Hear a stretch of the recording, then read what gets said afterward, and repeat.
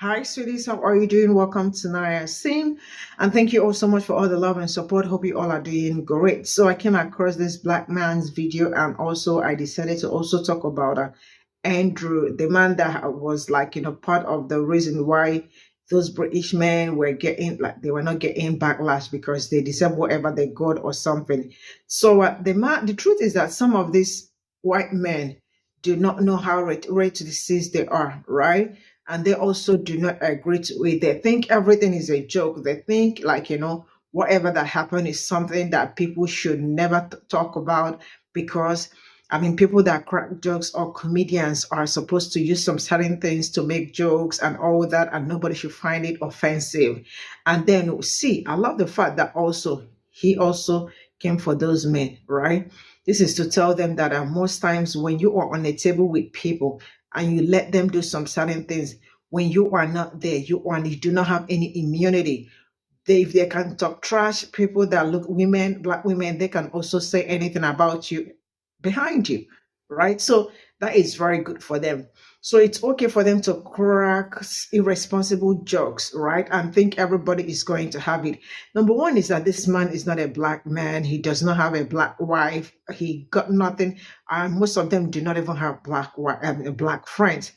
But they are always very keen or very, like, they want to, like, slowly climb into black community, or, like, use black women to crack jokes and think that we are supposed to take that joke. Let's get into You don't know what you're prepared for. You don't know how to prepare for something. You don't know what's going to happen. Yeah. Once it's happened one time, you're like, pause.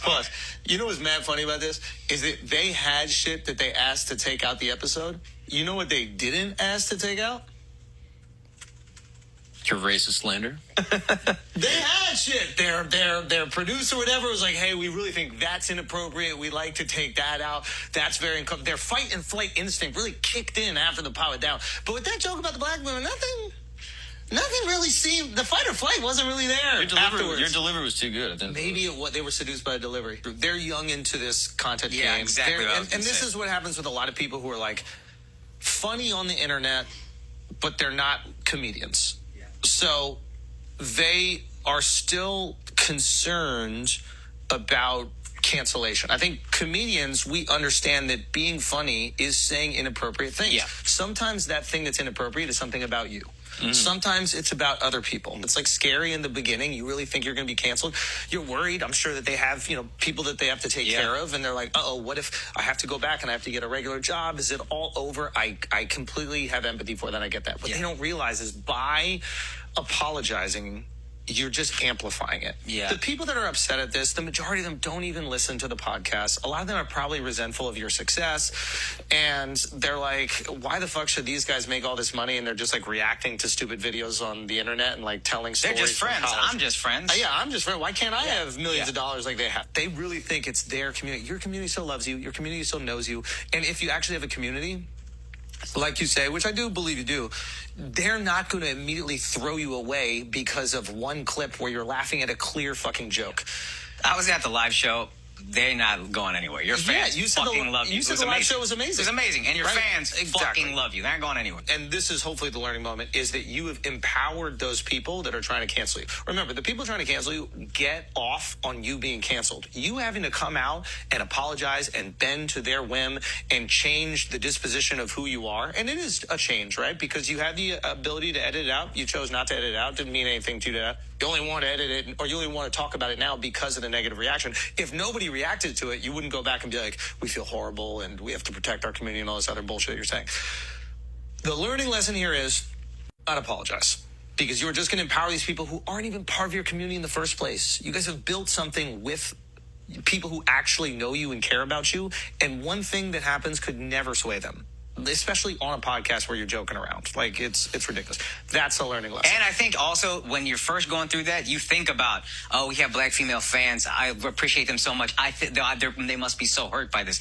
They're not hurt by this. You don't realize that. You start feeling empathy for people that don't feel bad, that weren't hurt. You know what I mean? You're like, oh, you're thinking about all the black girls you see at the live shows, blah, blah. Oh, those girls are probably so heartbroken. They think no, they don't. They know who you are. Those girls know who you are. They know you're joking. Go out. So I agree with everything you said, but I think in their situation, I don't necessarily feel like they shouldn't apologize because their fan base is different. You guys are comedians. You cultivated a fan base that are used to edgy jokes. So their fans tuned into the show and heard them talk or laugh about jokes in a way that they've never done before. And so their fans can be disappointed. So it's like, I don't think it's wrong to necessarily apologize in that aspect. I would agree with you if the reaction to that episode happened immediately after it came out. There was no negative reaction after it came out. This is like a month, 2 months after the episode came out. And to me, that's indicative of somebody who just likes canceling or causing nonsense on the internet. They're trying to like bait people with, the. This is also on the back end of another thing about them. This supports the thing.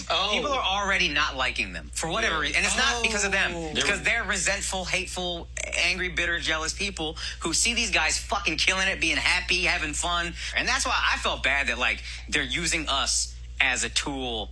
And the joke, I didn't even know what the joke was. I watched the joke. It's so clearly a joke. Yeah, I know. It's clearly a joke, and it's funny. Yeah, we've said much crazier things and laughed at it.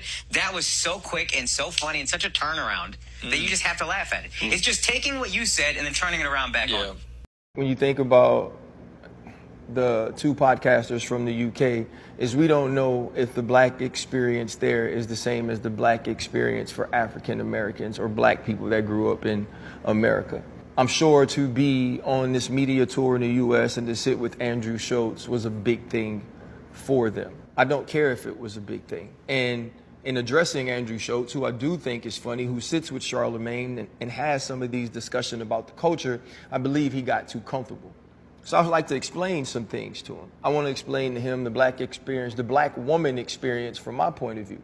It was watching my mother start from a bank teller and work her way up for decades to run her own collateral department, only to be mistreated when the bank was sold to another bank, and be so sick on Sunday that I finally had to say, hey, Mom, you're old enough to retire. It was to see her go to that same job, 8 to 5, to be treated anyway that she had to be treated because she only had a high school diploma, and then find ways to not only feed me, but do homework with me and my brother, take us to practice because my dad worked 3 jobs. That was the first black woman experience that I had.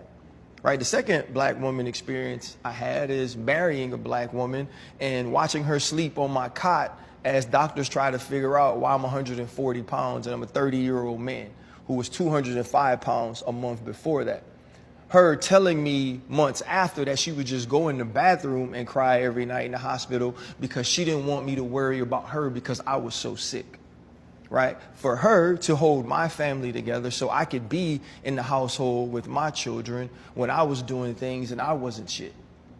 That's the black woman experience. The black woman experience is black women caring so much about the nuclear black family, black women taking care of young black men to teach them how to be leaders, to teach them how to be strong, to teach them how to care about their God, about their family, and it's about their communities. And to raise their young black women to be independent enough to take care of themselves, but to understand how to support a family, how to support a man, while also understanding how to get it on your own. That's the black woman experience that I know. The reason that black women are tough is because when you're mistreated in the way that black women are, if you're not tough, you just die off, you don't survive. That's the black woman experience. And the other piece of it is too, is something that I've learned, and I learned it from black women, is people feel so comfortable disrespecting them because we don't respect them publicly, right? White people for so long have used the excuse, why can't I say the N-word when you say that to yourselves or call yourself that or use that in your music, which is bullshit, right? Or white people have said, if you're using the B word, or they say, if you're using the B word, why can't I call them that? That's bullshit as well, right? That's excuses to be certain things and be disrespectful when you shouldn't be. So when you're sitting across from Andrew Schulz and he's talking about an experience that he can't understand because his wife is not black, you don't have the right to talk about that. You don't have the right to speak on something that you don't know, right? And to make a joke about what the experience is one thing if you're talking about haircuts and you're talking about clothing and you're talking about beards, or you're comparing what our friend Travis Kelce looked like when he was with Kayla Nicole to what he looks like now that he's with Taylor Swift, right? That is part of it. You start to assimilate to the people around you.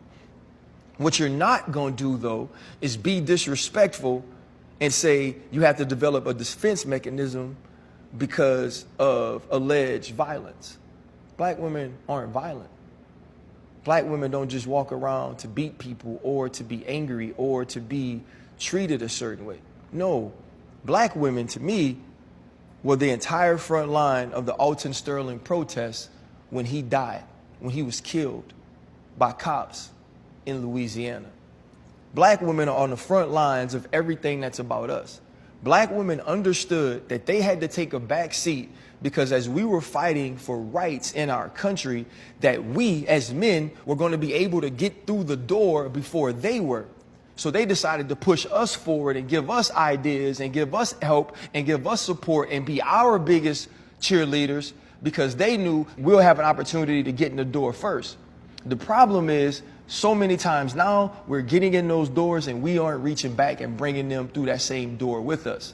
And this is just another example of that.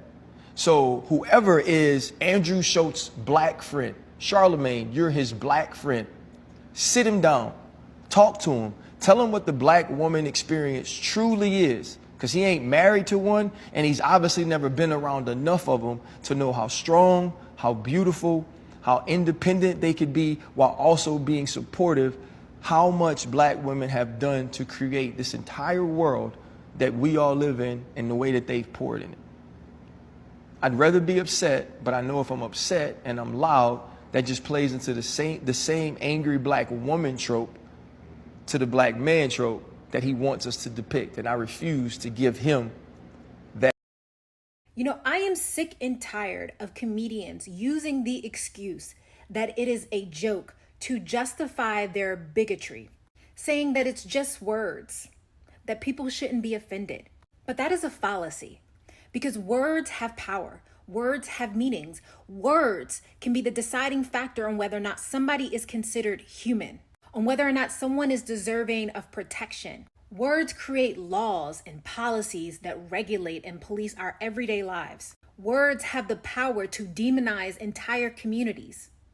Words have started rumors, have led to wars. We are currently watching how one lie, a group of words, led to the demonizing of an entire group of people that led to a presidential candidate getting on national television and perpetuating that lie. You cannot tell me that words do not have meaning. You cannot tell me perpetuating an idea, a stereotype about a particular group of people do not lead to the harm of that group of people. And it is easy to say when you exist in a world in which was always built for you, always created with you in mind, to not understand how words have led to some communities not existing anymore. So this is all I got from this video, and the truth is that that white man knew what he was doing. And some people are really very good at provoking people and then ask you, why did you get angry, or why do you have to get angry? I mean, don't you know how to take jokes? Or I am a comedian, right? And you all should know that what I do is to crack jokes. And I am going to say this: if you are a comedian, I am going to try as much as you can to use your community to make jokes. Use yourself to make jokes. You can at the same time use your family to make jokes. That will make it more beautiful if that is what you all are aiming at. Because you all know that all they do, or what you do most of the time, is to look for a group of people that you know that are like, when we say something, they might react and all that, right? Say something about them, use them, get a platform for that point in time, and then come back to say whatever you want to say. The truth is that some of you, okay, like the Andrew is not even married to a black woman. And most of these people do not even have black friends, right? Some of them are just stories that they heard or something like that. So why do you have to do you even know about black women? You don't know anything about them. You don't understand them. You don't even know their plight or something. But it is okay for you people to wake up and think it is like, I can just take a swipe or make jokes out of these people and talk about how loud they are because you think that, this is what I've been hearing all this while. And let me just use it against them or something like that. Let me ask, like, why is it that some of them are not dateable? All those silly jokes or stereotype they use on black people, they at the same time come online to say it. Now, let me say this. The truth is that I am actually not expert because it looks like some people cannot even protect themselves, let alone protecting black women. And I am no longer going to hold anybody responsible or ask people to help defend black women or black people in general. Black women, please. But I am going to say this. I want you all to know that most of the things you do, especially those that are ground podcasts and all those podcasters and all that, I want you to know that how you portray your community is how people see you. Because I feel like those guys that started with that sat down and let somebody talk down on their women, I feel like they do not even have good relationship with their mothers or their siblings, because I am not going to sit down like the black man that spoke on this video said. There are some things you don't sit down and watch. Why? Because you are supposed to protect some certain things happening around you. Because if you do not do, you automatically have failed and all that. So how do you? Something I do not find funny, or I do not think it's like I will find it interesting is like how you sit down with other people and they are telling, like, how do I call this kind of jokes? Like, because irresponsible jokes, right? And you are quiet, you are not saying anything about it. It is better to correct people straight up right there. Like, there are some, I told you people that it's okay for anybody to feel free to talk about some certain things in the comment section, right? Sometimes I respond to some people, sometimes I do not respond to some people. But if I ever write a lengthy comment for you, you deserve whatever. If it is not a good one, right, you deserve whatever that you are getting. If I ever have to write a lengthy comment for you, and if it happened that it is not a good one, you deserve whatever you get at that point in time. Why? Because I know myself, right? So moving forward, most of the things people some of these people, podcasters, do not even love themselves, because they are I don't know, I hope that there is rules to this podcast, because like some of them, they've really been messing around so much. You see them, you think they are huge, they have muscles and all that. You think that is also how their brain function. They are not even smart, because it's only an irresponsible person that will sit down with other people and somebody is straight up talking or trashing your own women or people from your own estate, and you are not saying anything about it. You are also a sellout. See you all in my next video. Bye for now.